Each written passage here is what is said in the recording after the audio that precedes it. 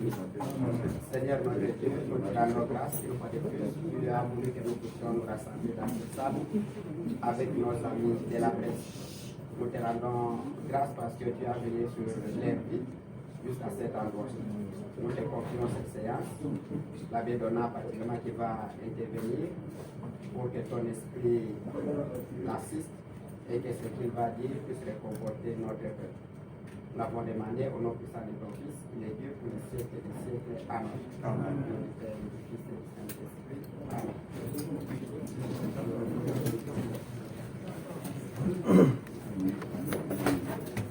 Voilà, chers professionnels des médias. Ce matin, vous êtes une fois de plus invités ici. La Senco va tenir un point de presse par l'intermédiaire de son secrétaire général, M. l'abbé Donat Ndiolé.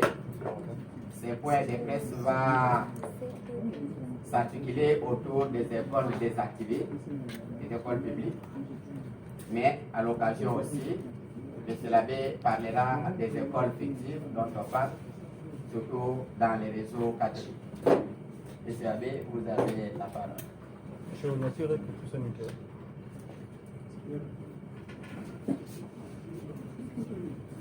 Déclaration de la Senco sur la situation des écoles détenant de faux arrêtés.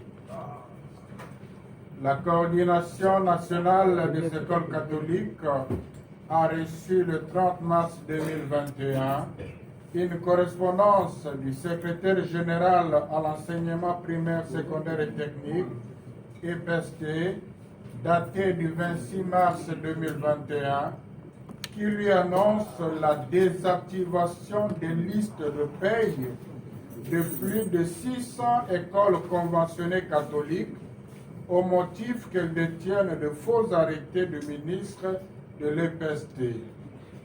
Cette annonce a affecté plus de 6 000 enseignants des écoles concernées. La Senco apprécie l'idée de rétablir l'ordre dans le secteur éducatif en mettant fin à la circulation de faux documents et la création anarchique des écoles, et elle est disponible d'offrir son expertise à cette fin.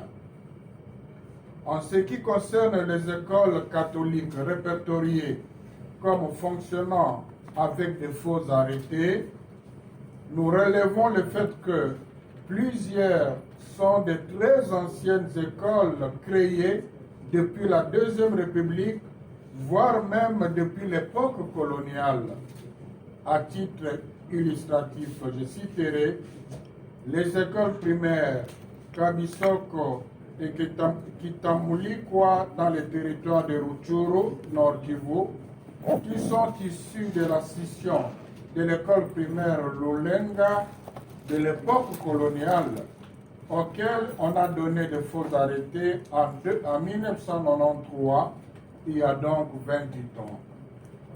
L'école primaire Munandi dans le territoire de Kaninting, Olomami, créée en 1942, à laquelle on a donné un arrêté en 2002 suite au changement de structure.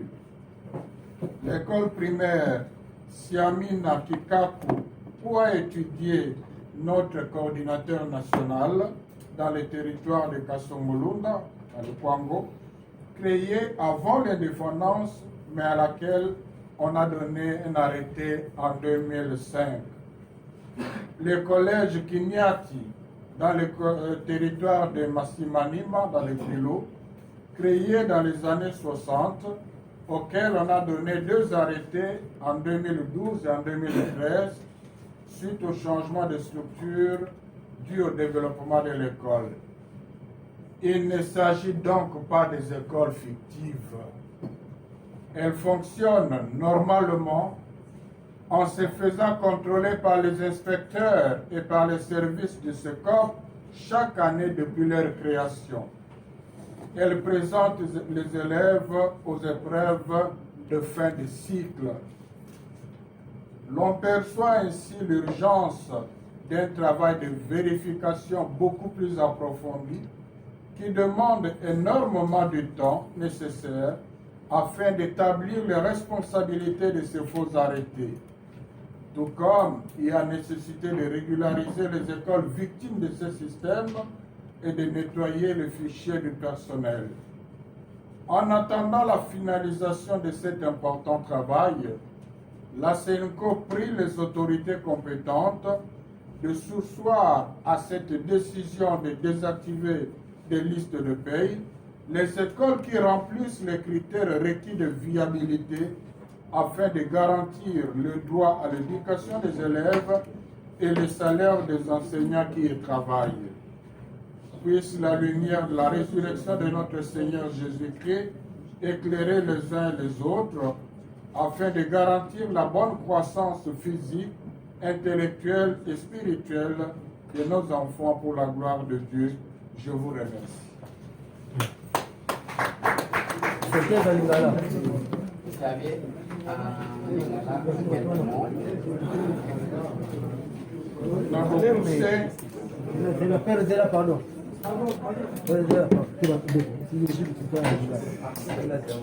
Secrétaire général, il y a ministère, il y a enseignement primaire, secondaire et technique, a commis Mukanda, na coordinateur national avec l'école catholique, on a koyebisa ete bakolongola na liste ya paye, donc il y a bafutaka baenseignant.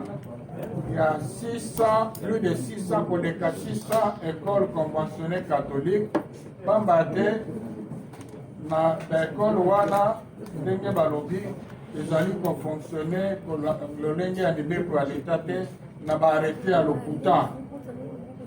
Yango wana awa mpe bato mingi babandi kosala bacommentaire balobi te na église catholique baécole fictive ezali mingi balingi babebisa réputation.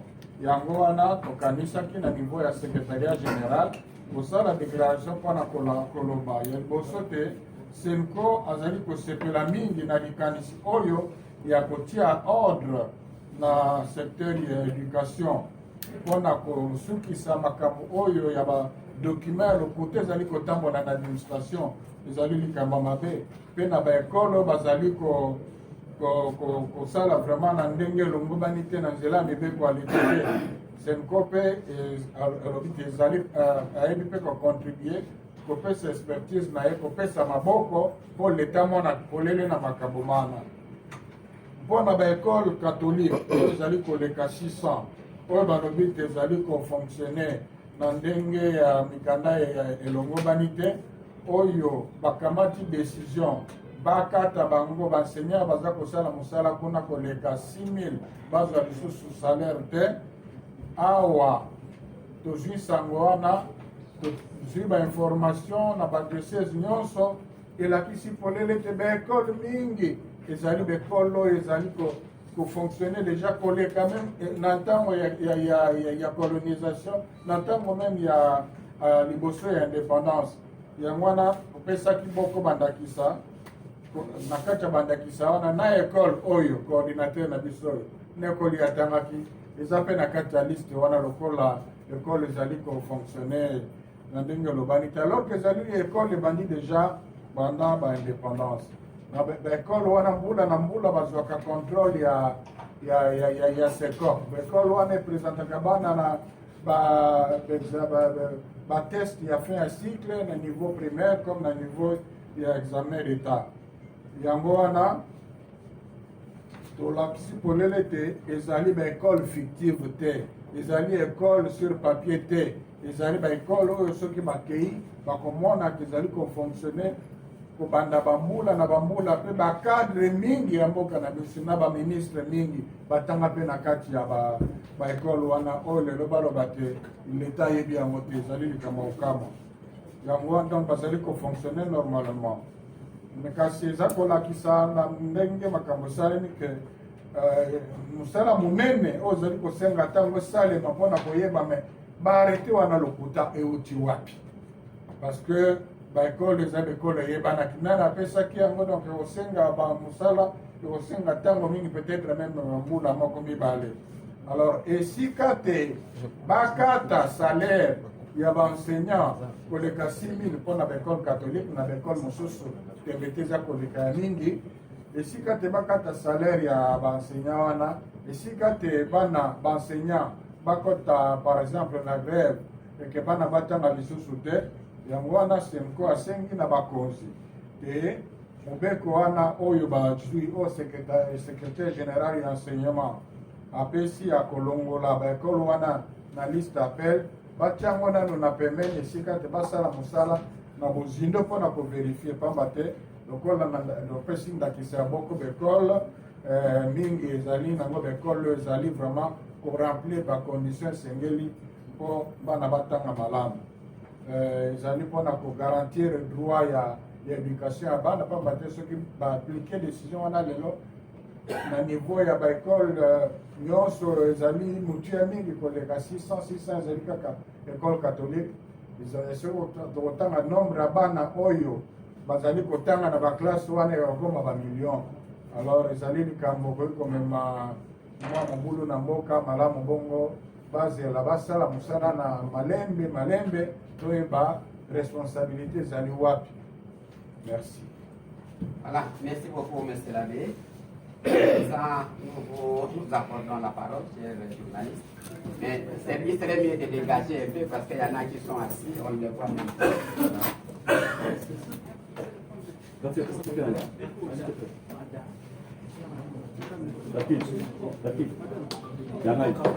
Madame,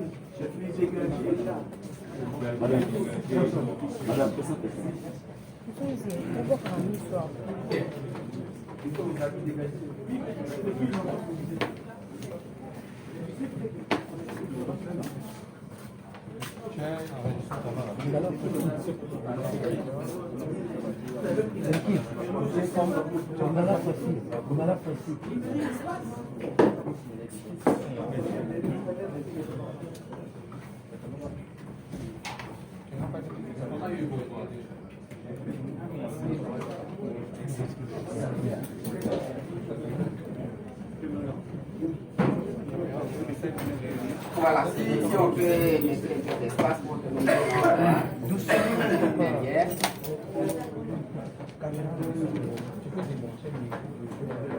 Voilà, donc ceux qui ont des questions à poser par rapport à l'exposé de M. Labbé, ils peuvent déjà prendre la parole. Oui. Oui. Ok, merci beaucoup. Théodore Gandou pour les comptes de Géopolis. Je disais Théodore Gandou pour les comptes de Géopolis. Vous avez commencé, vous avez décrié tout à l'heure le fait que 600 écoles, pour la plupart conventionnées catholiques, soient des accusés de détention de faux d'arrivée, considérées comme étant écoles qui vivent. Est-ce, selon vous, un travail fait dans la précipitation par le ministère de l'EPSP? Est-ce ces documents qui sont considérés aujourd'hui comme faux ont été, lors de la vérification, vous avez été associé au contrôle de ce document? Est-ce que la CENCO était associée ou la coordination des écoles catholiques était associée? La deuxième question, quelle démarche allez-vous entreprendre en dehors de cette déclaration que vous venez de faire? Quelle démarche allez-vous entreprendre pour rétablir ces écoles-là dans leurs droits? Parce que la crainte est que demain, qu'elles soient élaguées de la liste de fait, et c'est plus de 1000 élèves ou 1000 enseignants qui pourront en être victimes, ce qui ne sera pas bien pour le pays. Donc, quelle démarche allez-vous entreprendre par rapport à ça pour que la situation soit rétablie? Et enfin, vous êtes secrétaire général de porte-parole de la CENCO. Le gouvernement, et en dehors un peu de la question que vous évoquiez tout à l'heure, le gouvernement Saman-Kone a été rendu public avant-hier. Quelle est votre réaction et quelle lecture faites-vous de cette équipe gouvernementale? Merci. Merci.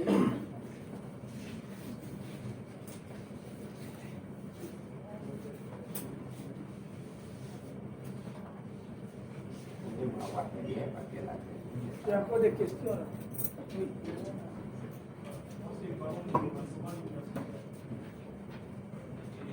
Dans les 600 écoles que vous avez évaluées pour les écoles conventionnelles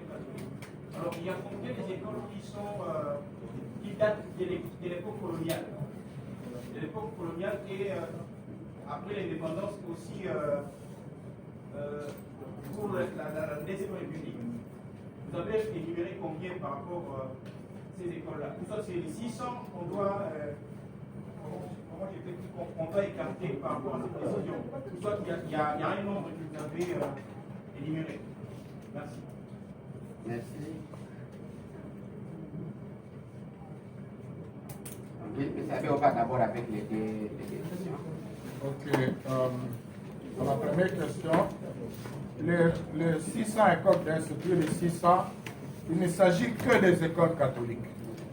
Il ne s'agit que des écoles catholiques.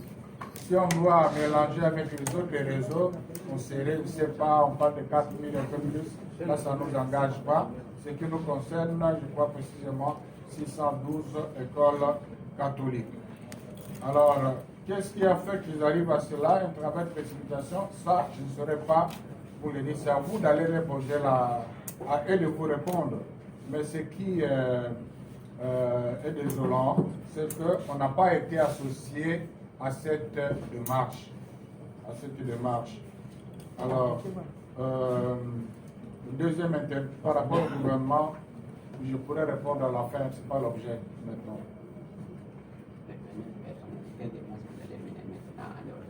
Oui, les démarches maintenant. D'ailleurs, si on a voulu rendre cette déclaration publique, c'est à cause de l'intoxication qu'il y a dans les réseaux sociaux où on parle d'autant d'écoles fictives qu'on retrouve dans les réseaux catholiques. C'est pour répondre un peu à ceux-là qui veulent intoxiquer les gens. Mais il est certain qu'on va voir les autorités compétentes à différents niveaux. Comme je dis, là, il ne s'agit que des écoles catholiques. Si on considère les écoles catholiques seulement, plus de 600, il faut compter au moins plus de 6 000 enseignants touchés. Imaginez si c'était dans les 4 000, on serait dans les 40 000 enseignants, 2 millions. Donc, c'est quelque chose qui peut perturber la paix sociale. Mais nous ne condamnons pas, nous demandons simplement le fait que ce travail a été fait.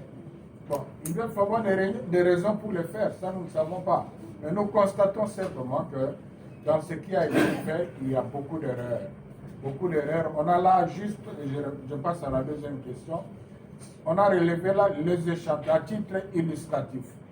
Mais ce qui est certain, tous les coordinateurs interrogés jusque-là, tous affirment que les écoles qui se trouvent dans la liste sont des écoles qui fonctionnent normalement depuis des dizaines d'années. Ce qui nous paraît certain aussi, c'est qu'il y a effectivement de faux arrêtés. Alors le problème maintenant, c'est la responsabilité de qui? Une école qui fonctionne normalement, qui subit chaque année le contrôle de ses COP. 10 ans, 20 ans, 30 ans après, vous dites que ce sont de faux arrêtés. On doit savoir qui a donné ces arrêtés-là. Le plus important, est-ce que ce sont les écoles? Parce que les enseignants jusque-là sont payés. Alors, est-ce qu'il y a des raisons pour qu'on ferme ces écoles? Ça, c'est un travail qui demande du temps. Et ce serait imprudent de pouvoir désactiver ces écoles de liste de paye alors qu'il y a déjà des indices clairs que non, c'est la réalité haute. Merci. Il y a encore d'autres questions. Oui. Oui. Mike Pacote pour le compte du Top 243 News. Ma question est celle-ci. Parce que le secrétaire de la CND, Abel vient de dire que vous avez constaté qu'il y a plus de 600 écoles conventionnées catholiques qui sont désactivées dans le système ou bien dans le système de l'enseignement national. Maintenant, il vient même de confirmer que vous n'aviez pas encore entrepris certaines démarches pour savoir exactement qui a donné l'ordre de désactiver ces écoles parce que vous craignez qu'il n'y a plus des enseignants qui seront en chômage. Alors pourquoi ne devriez-vous pas entreprendre d'abord cette démarche avec les autorités compétentes dans le secteur de l'enseignement national avant de faire ces points de presse? Moi je pense qu'apparemment il y a un point de divergence, à moins que je ne comprends pas. à ce que je suis en train d'entendre en ce moment. J'aimerais un peu avoir des précisions quant à ces. Merci.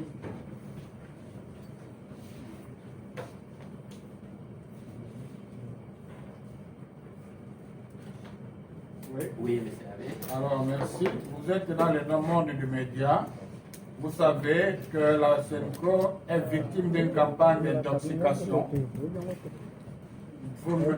Ça m'étonnerait que vous ne soyez pas au courant. Vous n'avez pas lu quelque part que l'Église catholique compte beaucoup d'écoles fictives en son sein. Deuxième précision, nous n'avons pas constaté qu'on a désactivé. On a reçu une lettre officielle annonçant dans l'immédiat la désactivation.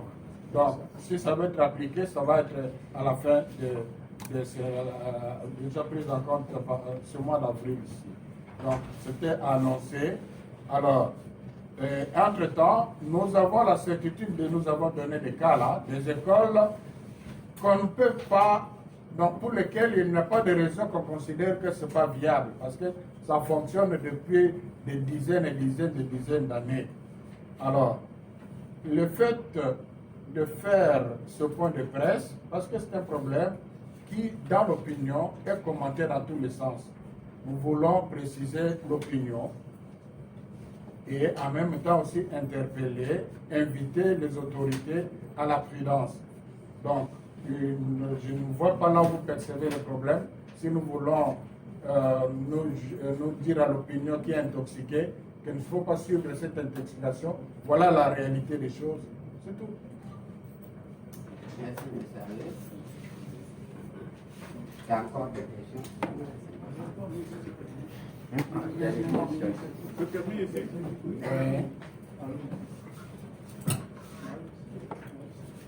Ma question est plus ou moins simple.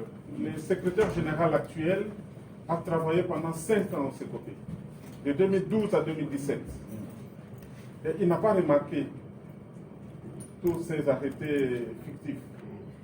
Comment est-ce que juste à peine 4 ans qu'il a quitté, on nous fait remarquer qu'il y a tout cela? Qu'est-ce qui a poussé? S'il y a une idée là-dessus. C'est une bonne question que je suggère aux journalistes d'aller. Ils sont là pour chercher l'information. Le père a posé une bonne question. Comment se fait-il que celui qui est le secrétaire général a été lui-même a dirigé la SECOP, le service de contrôle? Qu'est-ce qu'il fait? Pour moi, je n'ai pas de réponse. Qu'on aille lui poser la question. Donc, je reviens sur la question de l'autre. Donc, moralité oblige à vous, les journalistes, pour nous avoir écoutés dans vos commentaires, de dire clairement que contrairement à l'intoxication de la présence des écoles fictives, voilà la vérité qui vous a été annoncée. Merci, monsieur Abbé. Bon, sur le gouvernement, écoutez, ce n'est pas l'objet, mais je réponds quand même. Je peux dire simplement ce que j'ai constaté. C'était un gouvernement qui a beaucoup de femmes, ça c'est à saluer. C'est un gouvernement qui a beaucoup de gens qualifiés, qui ont la compétence, ça il faut saluer. De nouvelles figures qui ne sont pas habituées à gérer la façon qui a été déplorée, ça c'est à saluer. Nous ne pouvons que les féliciter, les encourager à faire mieux et la SENCO est là pour les accompagner. Oui. Narcisse Nkumba pour Patrie News. En fait, secrétaire général, il circule déjà sur les réseaux sociaux un article qui parle des écoles conventionnelles catholiques. On exige à tous les élèves d'acheter une cible RTL à $10, sans lesquels les élèves n'auront pas l'accès dans les écoles. Merci pour l'information. Au niveau national, nous ne sommes pas informés. Parce que cet article-là parle des écoles catholiques et d'une école conventionnée catholique. À quel endroit? Nous, on est au niveau national. Toutes les écoles, là, je peux dire.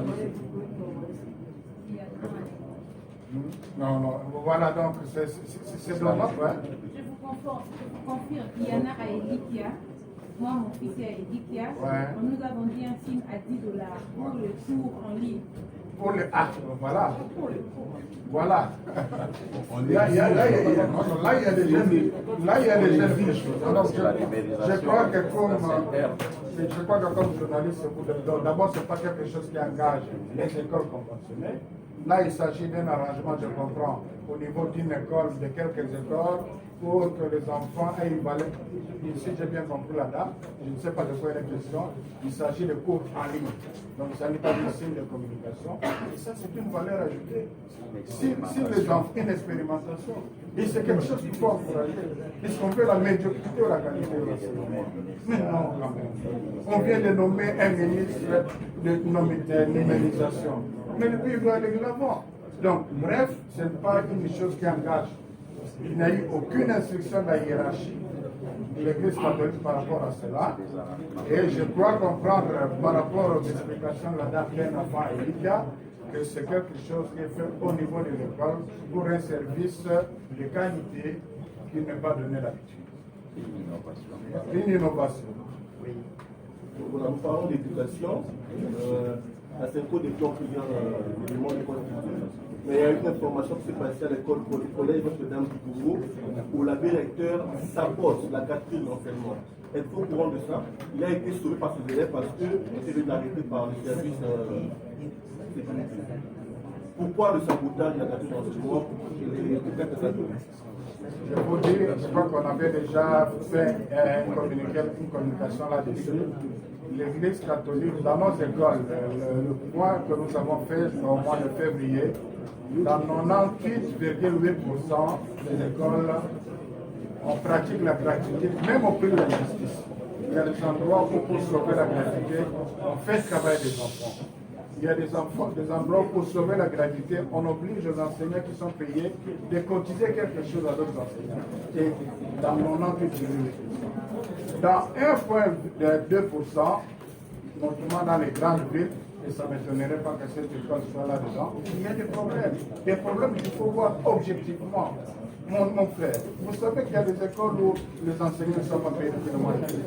Comment voulez-vous demander contrairement à ceux qui sont au village, qui viennent au travail sans transport, à un parent qui se déplace, qui dépense autant d'argent, lui demander de travailler pour rien recevoir, pour recevoir moins qu'il dépense pour les transports. Ce sont des problèmes sérieux qu'on doit aborder avec responsabilité. Ce n'est pas du sabotage. Et nous sommes regardants là-dessus. La CENCO soutient la politique de la gratuité. Vous avez approché la paix. C'est vous qui me donnez l'info. Non, on est au niveau national. Ce n'est pas mon niveau d'aller. Il y a combien d'écoles? Il y a combien d'écoles? Il y en a tant en fait.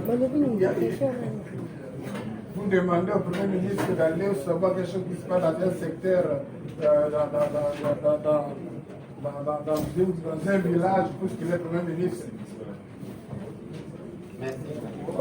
Je ne sais pas si la question est déjà posée, mais je voulais seulement informer à l'abbé Cholé qu'à Boudjala, dans les diocèses de Boudjala, école, lycée et école Liboké, au niveau de Epebao, l'école primaire, il continue à payer. Je ne sais pas, à la CENCO ou aux écoles catholiques, il n'y a pas de gratuité. Mes frères, mes petits frères étudient là, je ne sais pas. Je viens de répondre à cette question.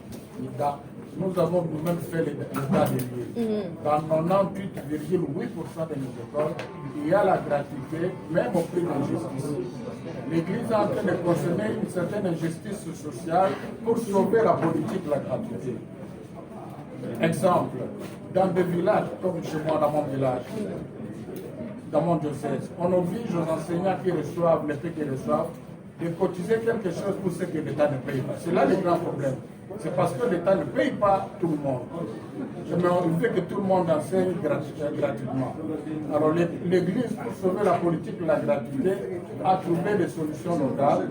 On fait ces cotisations-là, mais au final, même ceux-là qui bénéficient des cotisations des autres n'ont que 10 000 francs, 20 000 francs. le mois. Et les lobbying que vous exercez auprès des autorités. Il y a des endroits, mais c'est ça justement, il y a des endroits où on fait travailler les mêmes élèves pour que les parents ne travaillent pas, ne payent pas. Les élèves font des champs pour payer les enseignants. Vous trouvez ça juste? Mais on le fait pour sauver la politique nationale. Donc l'Église catholique ne sabote pas la politique. Chacun doit assumer ses responsabilités. Pour que la gratuité fonctionne, il y avait un état de lieu, il faut 2 milliards